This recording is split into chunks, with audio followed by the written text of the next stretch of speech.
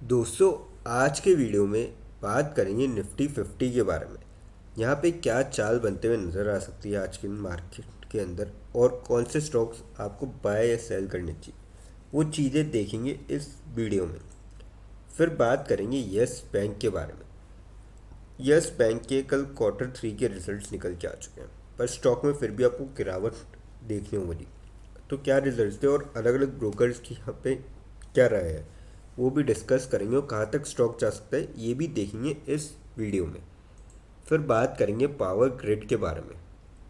यहाँ पे power grid ने काफ़ी इम्पोर्टेंट डिसीजन लिया है, जिसका आपको काफ़ी तगड़ा इम्पैक्ट देखने को मिल सकता है स्टॉक प्राइस के ऊपर। तो ऐसा क्या डिसीजन लिया इन्होंने, ये डिस्कस करेंगे। लास्ट में एक ऐसे स्टॉक के बारे में डिस्कस करेंगे जो आप सभी के लिए लेके आया है डिविडेंड बहुत ही शानदार रेशियो में। तो चलिए वीडियो स्टार्ट करते हैं। सबसे पहले बात करें ट्रेड सेटअप की। आज के दिन 21 जनवरी को 15 things to know before the opening bell. अब देखिए, कल यहाँ पे करेक्शन हुआ था मार्केट के अंदर, और अब मार्केट जो है बाउंस बैक कर सकता है, बस sustainability will be the key factor to watch. Sustain करना चाहिए, उसके बाद ही यहाँ पे बाउंस बैक हो सकता है। अब कल के दिन यहाँ पे लगभग 1% से ऊपर गिरी थी निफ्टी 50, और 3.5 मंथ का लो भी हिट किया था कल के दिन। और हमने कल की वीडियो में देखा था कि 50 100 डेज का ईएमए तोड़ चुकी थी। अब लगभग क्लोज आ चुकी है 200 डे ईएमए के, जो कि 25,160 का है। Amid bearish technical and momentum indicators, subdued market breadth and the rising India's VIX। अब देखिए फ्रेंड्स, जिनको VIX का फुल फॉर्म नहीं पता, कुछ लोगों को पता होगा, उनको कमेंट सेक्शन में ज़रूर बताएं VIX होता क्या है। बाकी VIX होता है volatility index. After severe correction the market में bounce back, but sustainability will be the key factor to watch. ऐसे सिनेरियो के अंदर इंडेक्स जो है वो एक्सपेक्ट कर सकता है रेजिस्टेंस कौन से लेवल तक, 25,300 से लेकर 25,400 के जोन तक। और इमीडिएट जो सपोर्ट रहेगा वो 25,160 का रहेगा। फिर जो नेक्स्ट सपोर्ट रहेगा 25,000 का रहेगा, उसके बाद 24,400 का रहेगा, जो कि क्रूशल सपोर्ट लेवल्स है। अगर ये ब्रेक करते हैं तो फर्दर और डाउनसाइड जा सकती है निफ्टी, एक्सपर्ट्स का ऐसा मानना है। अब अगर हम यहाँ पे और डिटेल में देखें, की लेवल्स रेजिस्टेंस के 25,488 का, यहाँ पे 25,233 पे भी चल रही है।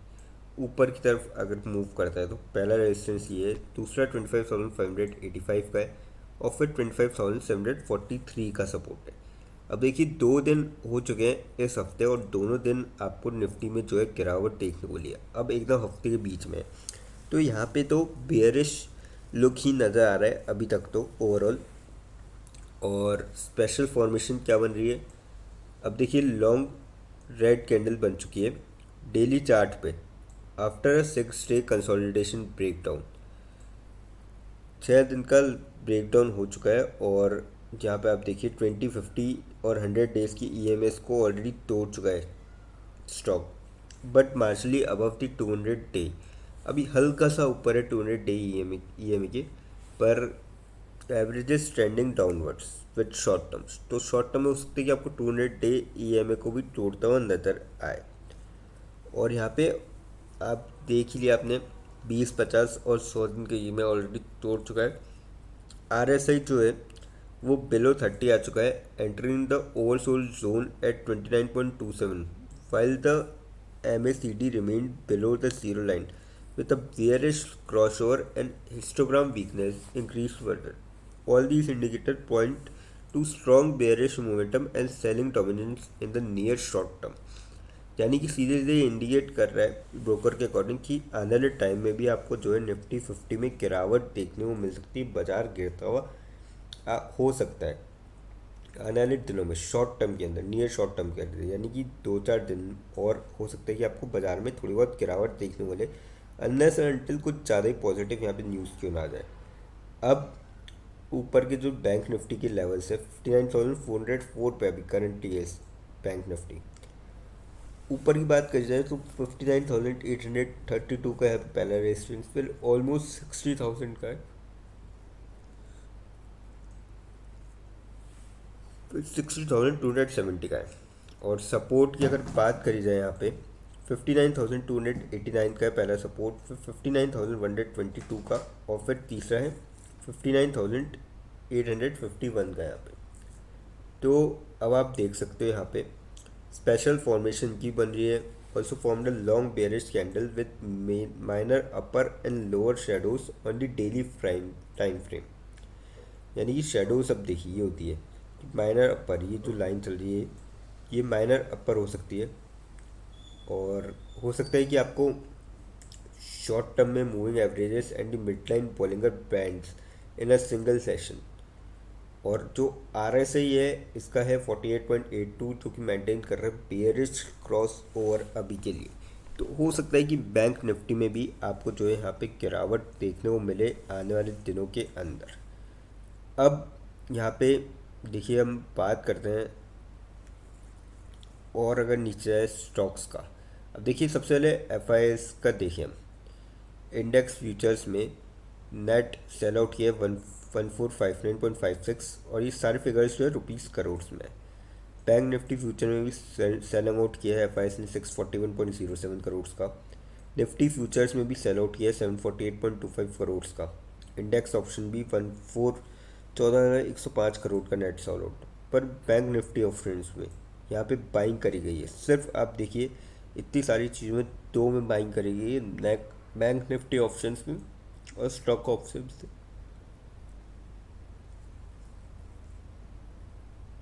बाकी सब में यहाँ पे सेल ही करा है एफ आई एस ने। तो ये भी इंडिकेट कर रहा है कि आने वाले टाइम में हो सकता है कि आपको जो है यहाँ पे नेगेटिव इम्पैक्ट मार्केट में और बनता हुआ देखने को मिले। अब देखिए जो वी आई एक्स है इंडिया का, वो फियर है और maintained its uptrend and surpassed all key moving averages, moving closer to the level 13, which signaled increasing discomfort for bulls. It closed at 12.73%, up 7.63%. Uncertainty risks for bulls may increase further if the VIX crosses 13 to 14 levels. अब देखिए साफ साफ indicate कर रहा है कि यहाँ पे आपको आने वाले टाइम में तेज़ी कम देखने को मिल सकती है निफ्टी 50 के अंदर। तो सीधे सीधे इंडिकेशन है कि आप थोड़ा सा यहाँ पे अवॉइड करके चल सकते हो। अगर कोई लेना ही चाह रहा है तो बिल्कुल स्टॉप लॉस या ट्रेड ले सकते हैं। बाकी लॉन्ग टर्म वालों के लिए थोड़ा सा पॉजिटिव साइन हो सकता है कि बाजार गिरता है तो वो बाइंग कर सकते हैं अच्छे अच्छे यहाँ पे स्टॉक्स में। अब लॉन्ग बिल्डअप सिर्फ एक ही स्टॉक यहाँ पे दिख रहा है जिसका फ्यूचर प्राइस 1237.5 हो सकता है। अब अगर हम यहाँ पे और देखें यहाँ पे तो शॉर्ट कवरिंग स्टॉक्स चार हैं। एक तो डाल Bharat, Hindustan zinc, H D F C bank और टाटा कंज्यूमर, ये सारे स्टॉक शॉर्ट टर्म कवरिंग के स्टॉक हो सकते हैं। अब देखिए मैं तो यही मानूंगा कि अगर मार्केट गिरता है लॉन्ग टर्म के पॉइंट ऑफ व्यू से तो आप ले सकते हैं, बाकी शॉर्ट टर्म वाले यहाँ पे थोड़ा सा अवॉइड करके चल सकते हैं इस मार्केट में। अब बात करते हैं यस बैंक के बारे में। 21.71 पे क्लोजिंग देखने को मिली, 1.05 रुपीज़ की गिरावट देखने को मिली और 4.61% तक स्टॉक यहाँ पे गिरता हुआ नजर आया था आज के दिन, मतलब कल के दिन। अब देखिए इसके रिजल्ट्स निकल के आए हैं, जबकि निमरा और two others says on buy hold and sell. अब तीन अलग अलग ब्रोकर और तीनों ने अलग अलग यहाँ पर राय दी है। अब यहाँ पे the brokerage suggested at share price targets for Yes Bank in the 20 to 24 रेंज के अंदर and maintain neutral to negative stance, citing high valuation and gradual recovery in retail segment. Foreign broker जो नमूरा है उन्हें सजेस्ट किया neutral rating yes bank के ऊपर और टारगेट प्राइस 22 के रखें। Saying return on assets R O expensive was on track but a retail turnaround remained की। और अगर हम इसके यहाँ पे रिजल्ट्स में नज़र डालें तो 55% year on year basis net profit जो है इंक्रीज होते हुए नजर आया 951.6 करोड़ तक। कंपेयर करें तो 612.3 crore same quarter last year के।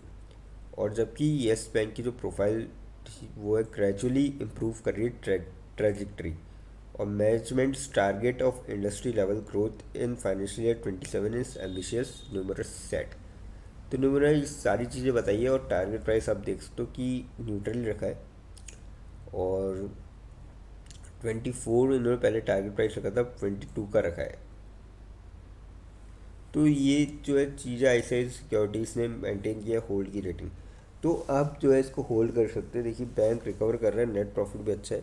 तो आने वाले टाइम में हो सकता है कि चीज़ें आपको नॉर्मल होती हुई नजर आए, और हो सकता है कि आपको थोड़ा सा यहाँ पे नियर फ्यूचर में गिरावट देखने को मिले, क्योंकि हमने निफ्टी बैंक का देखा था, थोड़ा सा यहाँ पे बेयरिश मूड नज़र आ रहा है। तो ऐसे में आपको घबराने की बात नहीं है, लॉन्ग टर्म के पॉइंट ऑफ व्यू से काफ़ी अच्छे रिटर्न दे सकती है यहाँ से बैंक। अब बात करते हैं पावर ग्रिड के बारे में। 254.5 पे क्लोजिंग देखने को मिली, 3.15 रुपीज़ की गिरावट देखने को मिली, और 1.25% तक स्टॉक गिरता हुआ नजर आया था आपको यहाँ पे कल के दिन। बात करी जाए अपडेट की, power grid to procure reactors transformers worth 914 crore, 3 proposals approve for implementation within 30 मंथ्स। और यहाँ पे 1.25% की आपको गिरावट देखने को मिली, क्योंकि निफ्टी 50 में ऑलमोस्ट 1% गिरावट देखने को मिली थी। तो इसलिए मेजर स्टॉक्स में भी आपको जो है गिरावट देखने को मिली। तो ये काफ़ी बड़ी चीज़ है, जिसका आपको आने वाले टाइम में इम्पैक्ट देखने को मिल सकता है। अब बात करते हैं उस स्टॉक के बारे में जो आप सभी के लिए लेके आए, डिविडेंड। विप्रो लिमिटेड कंपनी का नाम है, 240 पे क्लोजिंग देखने को मिली, 5.95 रुपीज़ की यहाँ पे गिरावट देखने को मिली, और 2.42% 2.5% तक स्टॉक कल के दिन गिरता हुआ नजर आया। अब यहाँ पे देखिए कंपनी ने जो डिविडेंड का अनाउंस किया है वो है 6 रुपये का। अब यहाँ पे जो ओल्ड फेस वैल्यू, अभी फेस वैल्यू पे ही चलता है, तो फेस वैल्यू कंपनी की है 2 रुपये, और 6 रुपये का डिविडेंड दिया है। तो यानी कि 300% ऑफ द फेस वैल्यू यहाँ पे डिविडेंड कंपनी ने डिक्लेयर किया है, जिसके लिए एक्स डिविडेंड रेट रखिए 27 जनवरी 2026। तो विप्रो को यहाँ पे देखिए काफ़ी तगड़ा यहाँ पे डिविडेंड देती है, और साथ ही साथ कंपनी हर 2-3 साल में बोनस भी देती है। तो आप इसका जो है फ़ायदा उठा सकते हैं, गिरावट होती है और फर्दर। तो काफ़ी सही कंपनी है लॉन्ग टर्म के पॉइंट ऑफ व्यू से। लेकिन यहाँ पे कोई भी इन्वेस्टमेंट करने से पहले फाइनेंशियल एडवाइज़र से कंसल्ट करें, या फिर खुद की रिसर्च करें, क्योंकि ये वीडियो नॉलेज के पर्पज़ के लिए, इन्वेस्टमेंट पर्पज़ के लिए नहीं। दोस्तों अगर वीडियो अच्छी लगी हो तो चैनल को लाइक और सब्सक्राइब जरूर करें, ताकि आपको और भी ऐसे जो है अपडेट्स मिलते रहें।